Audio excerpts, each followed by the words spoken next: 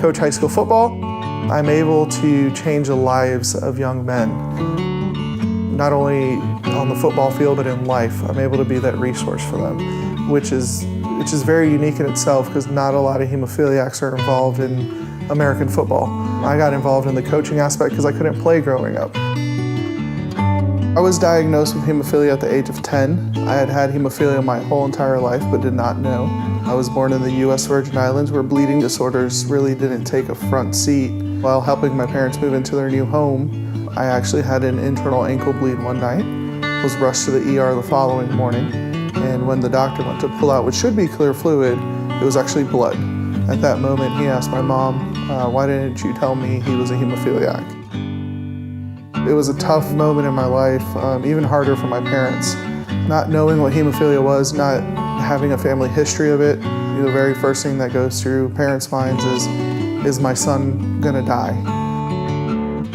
I grew up playing baseball my whole life, being out in the ballpark once I got out of school till it was dark. When I found out I couldn't play it anymore, I felt lost. It's one of the hardest things to tell a kid, you can't play the sport that you love. And that's what they had to tell me. I kind of felt like my world was gonna end. We found a fantastic organization in the Hemophilia Foundation of Greater Florida. They really helped us out with a lot of understanding and getting a lot of materials and books and resources that really could help us out, as well as partnering with other families that were going through the same thing or maybe had gone through the same thing. I attended Camp Boggy Creek at the age of 11. At 16, I became a junior counselor, and at 18, I became a camp counselor. During that time at camp, I was able to connect with other patients away from our families, which is very important, so you can learn to be independent. It makes you feel that you're not the only one in the world with hemophilia. It was very comforting because it's not your doctor and it's not your nurse or your parents.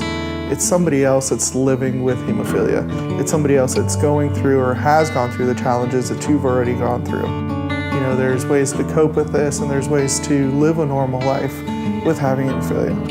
And that's where I really started my passion for really getting into an educational role or a support role within our community.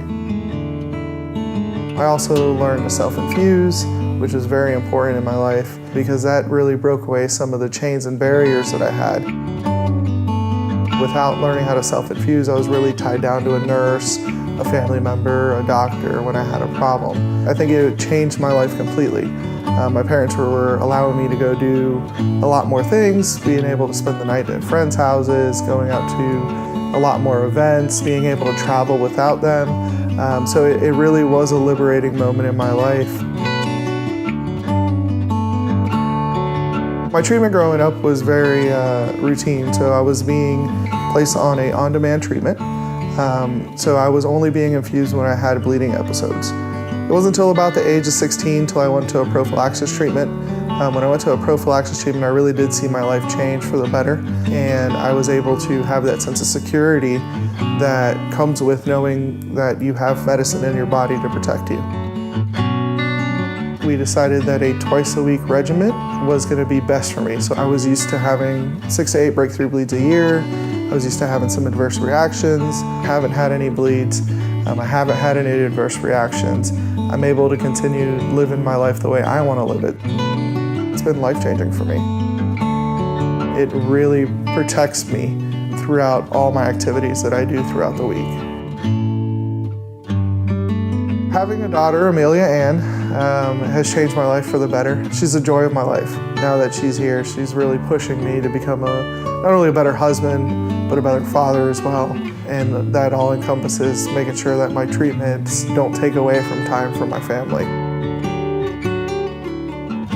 My role as a patient educator with Octapharma is pretty unique. I am able to connect with families, with friends, with other patients across the country. I love it, I absolutely do. I love the fact that I'm able to pay it forward to our community that paid it forward to me many, many years ago.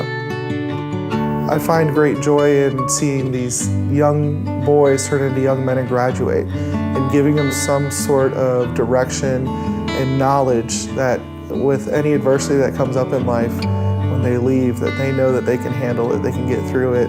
Learning how to win gracefully, not be a sore loser, and learning how to overcome challenges that may come at life. I mean, I always try to relate anything that's going on with their lives to something on the football field.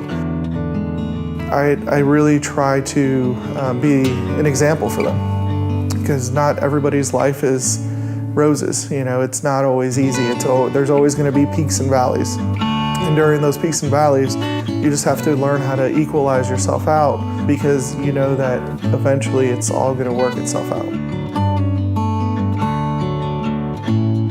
I'm very passionate about living my life to the fullest, very passionate about being able to do what I want to do and how I want to do it. And I think that hemophilia shouldn't be a stumbling block on how you live your life.